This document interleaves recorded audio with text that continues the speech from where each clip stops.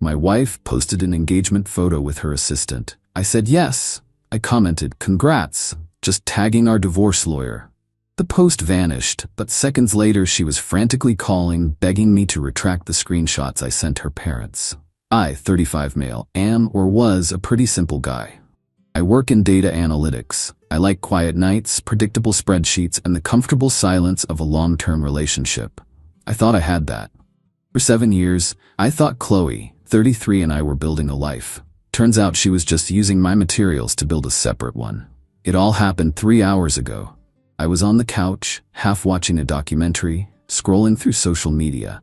Chloe was at a big industry awards dinner for her event planning business, Elysian Events. I was proud of her, proud of the business I'd helped her start. A notification popped up. A new post from her. It wasn't a team photo. It was a professionally shot picture of her and her assistant Ethan, 28. He was on one knee holding her hand. A new ring was on her finger. The caption was sickeningly cheerful. A night of 1,000 stars, and I caught the brightest one. I said yes. Engaged, love of my life, new beginnings. The air left my lungs. My blood went cold. For a solid minute, I just stared, my mind refusing to compute. Engaged? We slept in the same bed last night. She'd kissed me goodbye that morning, a quick, dismissive peck I hadn't thought twice about. Now I see it for what it was. My first impulse was a hot, white flash of rage. I wanted to smash my phone, to scream, to call her and unleash hell. But then, a different part of my brain took over. The part that builds models and analyzes outcomes. Outbursts are messy. They cede control. I wasn't going to give her that. Strategy. That's where control lies. My fingers moved with a strange, detached precision. Screenshot. Save the post, the picture, the caption, the list of people who'd already liked it. Data is evidence. Comment. I kept it simple, brutal, and public. Congratulations. My lawyer will be in touch tomorrow to discuss the assets. Send. I forwarded the screenshot to her parents, David and Margaret. My message was brief. I'm sure this is a shock to you, as it is to me. I'm so sorry. Research. I opened my laptop and found the folder labeled Elysian Events LLC. I reread the operating agreement my lawyer had drafted 5 years ago. I'd grumbled about the legal fees at the time, but my lawyer insisted on certain protections for my $150,000 investment. A 70-30 ownership split with me as the majority partner. A clause stipulating my initial capital be repaid first upon dissolution. I felt a grim sense of validation. Wait, the post vanished from her feed in under a minute. My phone immediately lit up with her name. I let it ring and ring. The text started pouring in. Chloe, call me. Now. Take down that comment. WTF is wrong with you? My parents are calling me crying. Delete the screenshots. Liam, you're ruining everything. Everything, not us. Everything, her business, her image. The final text before I silenced my phone revealed the depth of her delusion. You have some nerve embarrassing me and my future husband like this. Future husband? I looked around the house I bought at the life I thought we shared. The volcano documentary I'd been watching earlier was over. The narrator had explained how pressure builds silently, deep beneath the surface. When the eruption finally comes, it doesn't just destroy, it reshapes the entire landscape. She had no idea the ground she was standing on was about to liquefy. Update 1. Thank you all for the support. It's grounding to know I'm not crazy. Many of you warned me this would get messy, and you weren't wrong. The storm made landfall at 2 a.m. last night. The doorbell started ringing incessantly. I knew it was her. I walked to the door, my heart pounding a dull, heavy rhythm. I didn't answer. I just watched the camera feed on my phone. Her, pacing on the porch, her face a mask of fury. Then I did something I knew was a point of no return. While she was standing there, I opened the app for our smart lock and went through the process of deleting her access code and fingerprint. The app asked, "Are you sure you want to remove this user?" I pressed confirm. I finally answered through the intercom. "It's 2 in the morning, Chloe." Her voice was ragged. "Let me in, Liam. It's my house. The title is in my name, Chloe. Please go.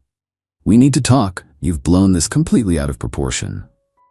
A public engagement announcement is a fairly large proportion, I said, my voice steady despite the tremor in my hands. Then she tried it. She put her thumb on the scanner. Nothing. She furiously typed in her code. The lock chirped with a rejection tone. I watched her face on my phone as the realization dawned. It wasn't just that I was angry, it was that I was already taking things away from her. The shift from fury to genuine panic was visible. "You changed the code?" she whispered, her voice cracking. "You locked me out?" "I'm protecting my assets," I said. "You should understand that." She unleashed a torrent of abuse then, threats and names I won't repeat. I cut the intercom and watched her eventually give up and retreat to her car. The next day, the real games began. I got a call from her father, David. He's a stern, old money type, and he tried to take a disappointed headmaster tone. "Liam, this public display, it's graceless." "With respect, David, my wife announced her engagement to another man. I think the Grace ship has sailed, and she was the one who torpedoed it. She's a mess. She made a terrible mistake."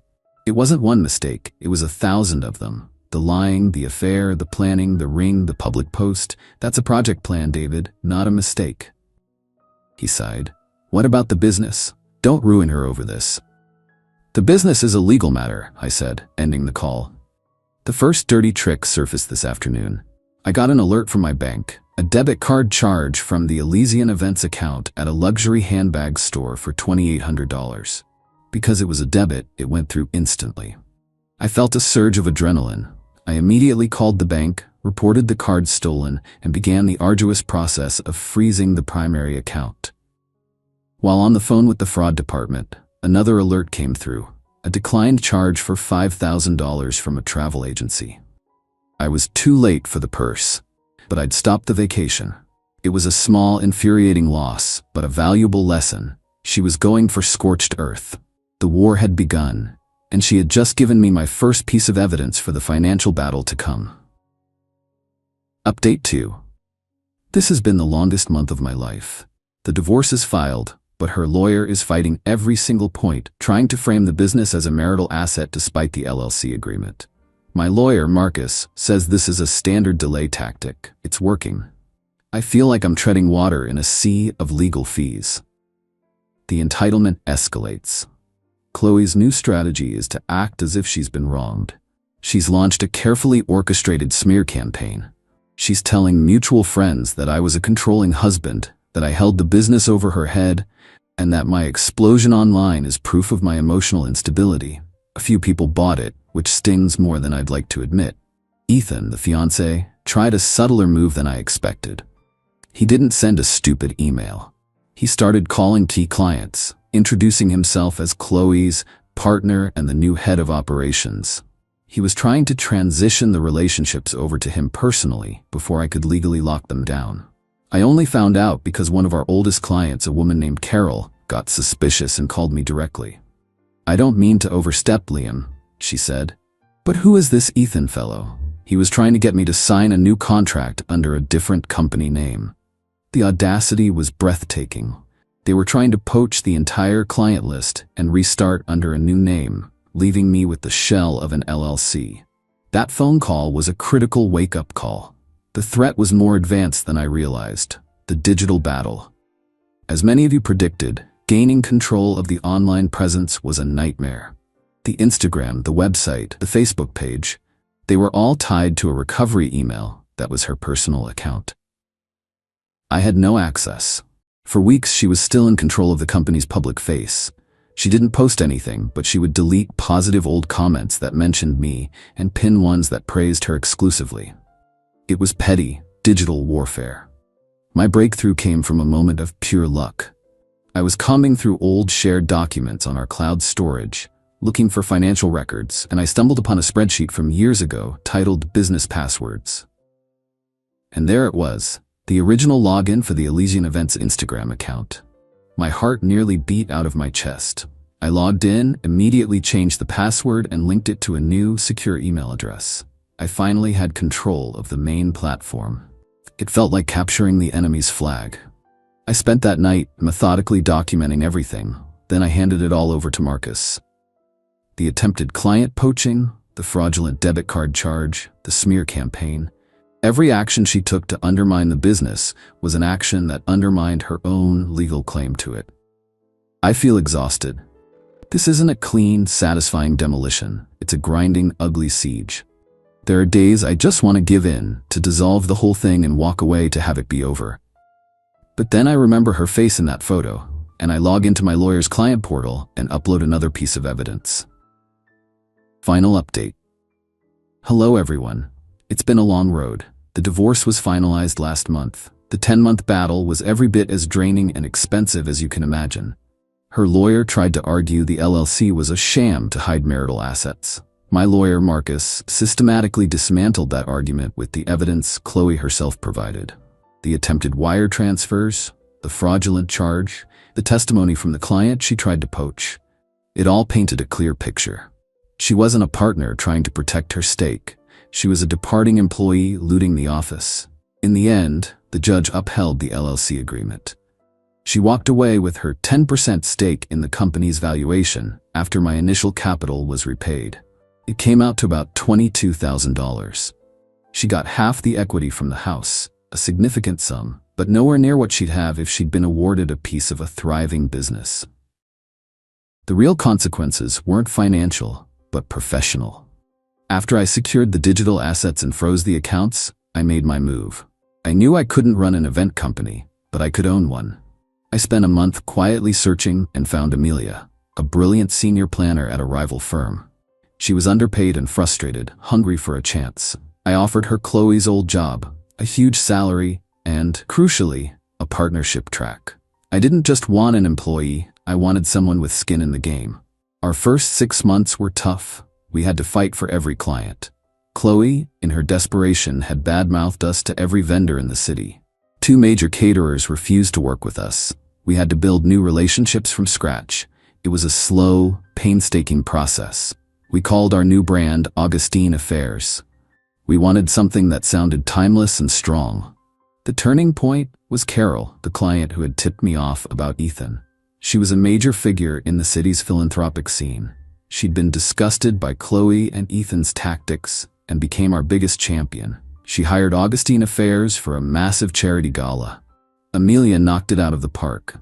The event was flawless, and suddenly, the tide turned.